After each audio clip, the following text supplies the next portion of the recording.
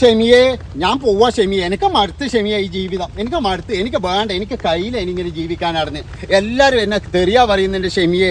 ഷെഫി നീ പോലടാ, നീ പോയി കഴിഞ്ഞാൽ എങ്ങനെയാടാ നമ്മൾ വീഡിയോ എടുക്കാൻ, നീ പോലടാ, പോണം ഷെഫി, എനിക്ക് ഇരുന്ന് പോകണം.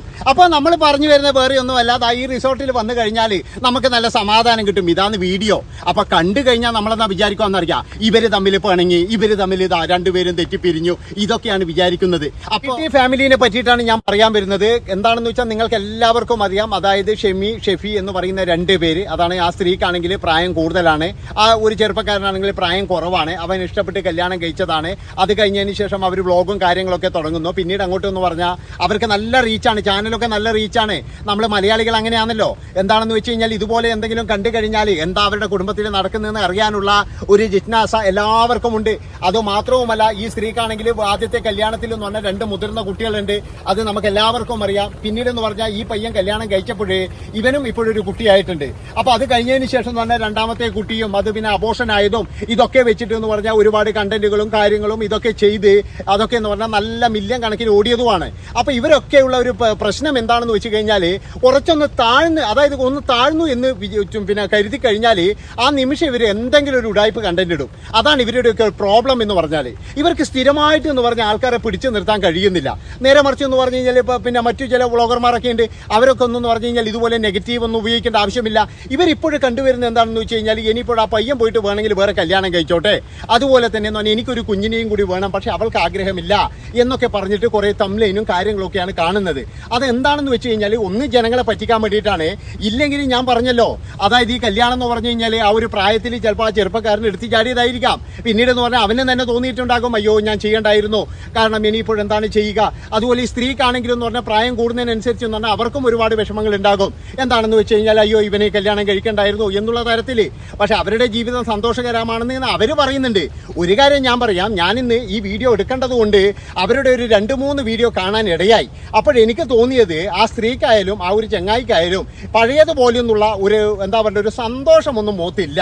അതായത് പണ്ടൊക്കെ എന്ന് പറഞ്ഞു കഴിഞ്ഞാൽ ഭയങ്കരമായിട്ടുള്ള എന്താ പറയുക ആത്മാർത്ഥതയും കെയറിങ്ങും കാര്യങ്ങളൊക്കെ ആയിരുന്നു. പക്ഷേ ഇപ്പോഴെന്ന് പറഞ്ഞു കഴിഞ്ഞാൽ കിട്ടുന്ന സമയത്തൊക്കെ എന്ന് പറഞ്ഞാൽ ആ സ്ത്രീയെ, അതായത് അവരെ ഇടിച്ച് താഴ്ത്താനാണ് കൂടുതൽ ശ്രമിച്ചുകൊണ്ടിരിക്കുന്നത്.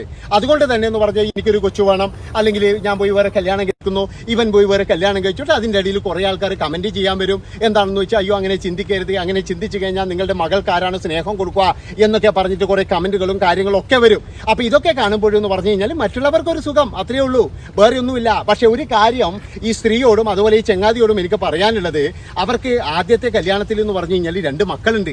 ആ മക്കൾ ചിലപ്പോൾ എവിടെയെങ്കിലും ജീവിക്കുകയായിരിക്കും. അവരെ ഇതുപോലെ ഇൻസൾട്ട് ചെയ്യരുത് എന്നാണ് എനിക്ക് പറയാനുള്ളത്. അതായത് നിങ്ങൾ ഇഷ്ടപ്പെട്ട് കല്യാണം കഴിച്ചതാണ്, നിങ്ങളെന്ന് പറഞ്ഞു കഴിഞ്ഞാൽ എന്താ പറയുക ഒളിച്ചോടി കല്യാണം കഴിച്ചു, നല്ല ഇഷ്ടപ്പെട്ട് വീട്ടുകാരുടെ സമ്മതത്തോടു കൂടി തന്നെ വിവാഹം കഴിച്ചതാണ്. ശരിയാണ്, അതിലൊരു എന്ന് പറഞ്ഞ് ഞാൻ പറഞ്ഞല്ലോ സ്ത്രീയുടെ പ്രായ കൂടുതൽ തന്നെയാണ് നിങ്ങളുടെ ആ കല്യാണം വ്യത്യസ്തമാക്കുന്നത്. അപ്പോൾ അതുകൊണ്ട് തന്നെ എന്ന് പറഞ്ഞാൽ നിങ്ങളുടെ എല്ലാവർക്കും പിന്നെ ആകാംക്ഷയാന്ന് ഞാൻ ആദ്യം പറഞ്ഞല്ലോ. അപ്പോൾ അത് നിങ്ങൾ നിലനിർത്തുക എന്ന് മാത്രമേ എനിക്ക് പറയാനുള്ളൂ. അല്ലെങ്കിൽ തന്നെ എന്ന് പറഞ്ഞു കഴിഞ്ഞാൽ ആ കുട്ടികൾ ആദ്യത്തെ കല്യാണത്തിലെ കുട്ടികളായാലും അതുപോലെ അവർക്ക് ഒരുപാട് പ്രശ്നം ഉണ്ടാവില്ലേ. അവർക്ക് എന്താ വെച്ചാൽ ഓ നിന്റെ അമ്മയിലേത്, നിന്റെ ഉമ്മ കളിക്കുന്ന ഇത് കാണുന്നില്ലേ, ഓ നിന്റെ ഉമ്മ എന്താണ് കളിക്കുന്നത്, അങ്ങനെ പറയാതിരിക്കുക.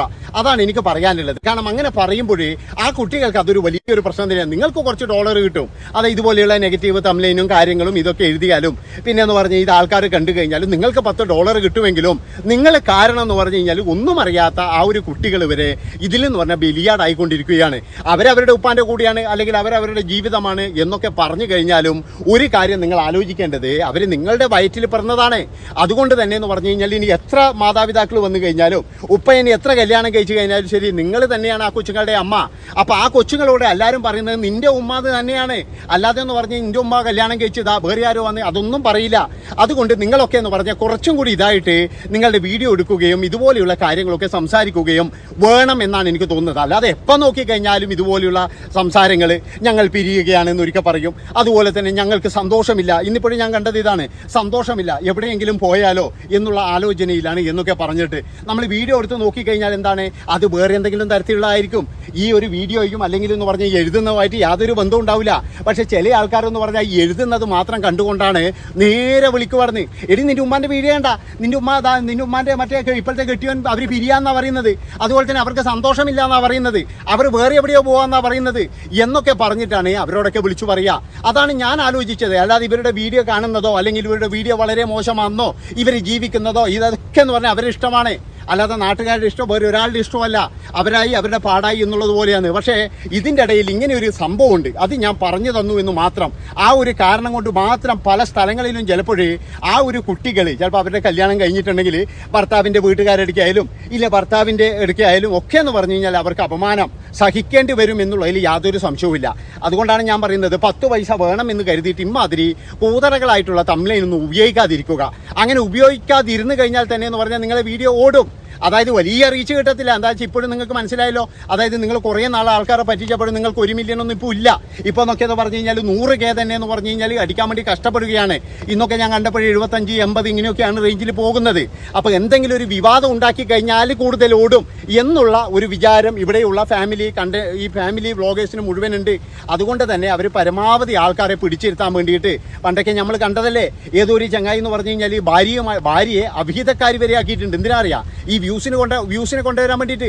അതായത് ചാനൽ തകർന്നു എന്ന് കണ്ടപ്പോഴേ ഈ ഭാര്യയ്ക്ക് വേറെ അവിഹിതം, അതുകൊണ്ട് ഞാൻ അവളെ ഒഴിവാക്കി എന്നൊക്കെ പറഞ്ഞിട്ട് ഈ ഭർത്താവും അതുപോലെ ഭാര്യയും മാറി മാറി ചാനലിൽ വീഡിയോ ഇട്ടുകൊണ്ടിരിക്കുന്നത്. ആ കുട്ടികളാണെങ്കിൽ ഇതൊന്നും അറിയാതെ ഇങ്ങനെ നിൽക്കുന്നത്. പിന്നീടാണ് ഇതിൻ്റെ സംഭവം മനസ്സിലായത്. എന്താണെന്ന് വെച്ച് കഴിഞ്ഞാൽ ഒക്കെ മനസ്സിലിരിപ്പ് എന്ന് പറഞ്ഞു കഴിഞ്ഞാൽ എങ്ങനെയെങ്കിലും മറ്റുള്ളവരെന്ത് വിഷമിച്ചാലും വേണ്ടിയില്ല, എന്ത് കൊണ്ടായാലും വേണ്ടിയില്ല, നമ്മുടെ നന്നാകണം, അതുമാത്രമാണ്. അതുകൊണ്ട് തന്നെ എന്ന് പറഞ്ഞാൽ പല ഫാമിലി വ്ളോഗേഴ്സും ഇത് പിന്നീട് ഏറ്റെടുക്കുകയും അവരൊക്കെ എന്ന് പറഞ്ഞു കഴിഞ്ഞാൽ ഇന്നോവയും പിന്നെ വലിയ വലിയ കാറുകൾ BMW വരെ വാങ്ങിച്ച ആൾക്കാരുണ്ടെന്നാണ് പറയുന്നത്. അങ്ങനെയുള്ള ഒരുപാട് ടീമുകളുണ്ട്. ഇപ്പോൾ ഈ അടുത്ത കാലത്ത് എന്ന് പറയുന്നത് ഒരു വ്ളോഗർ അവൻ പറയുകയാണ് എൻ്റെ അമ്മ അല്ലെങ്കിൽ എൻ്റെ സഹോദരി ഉപയോഗിച്ച കോണ്ടം പോലെയാണെന്ന്. അങ്ങനെയുള്ള ടീമുകൾ വരെയുണ്ട്. അവരൊക്കെ എന്ന് പറഞ്ഞു കഴിഞ്ഞാൽ ശരിക്കും ഇവരെയൊക്കെ അപമാനിക്കുകയാണ് ചെയ്യുന്നത്.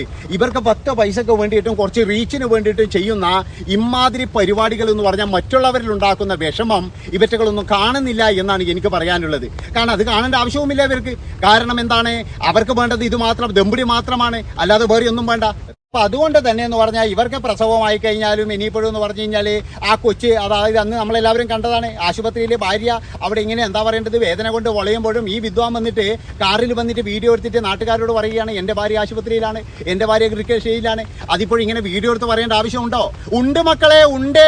കാരണം വീഡിയോ എടുത്ത് പറഞ്ഞാലേ എന്തെങ്കിലും കിട്ടുള്ളൂ, അല്ലാതെ നിങ്ങൾ പറയുന്ന പോലെ സ്നേഹിച്ച് നടന്നാലൊന്നും ഒന്നും കിട്ടൂല. അതൊക്കെ എൻ്റെ പേഴ്സണൽ കാര്യമല്ലേ. അതെല്ലാം എന്തിനാ നാട്ടുകാരോട് പറയുന്നു പറഞ്ഞാൽ എൻ്റെ പേഴ്സണൽ കാര്യം വിളമ്പാനല്ലടോ ഞാൻ ചാനൽ കൊണ്ടുവന്നിനി. എൻ്റെ പേഴ്സണലായിട്ട് എല്ലാ സാധനവും കാണിക്കണം. അതാണ് എൻ്റെ ചാനൽ എന്ന് പറഞ്ഞു കഴിഞ്ഞാൽ.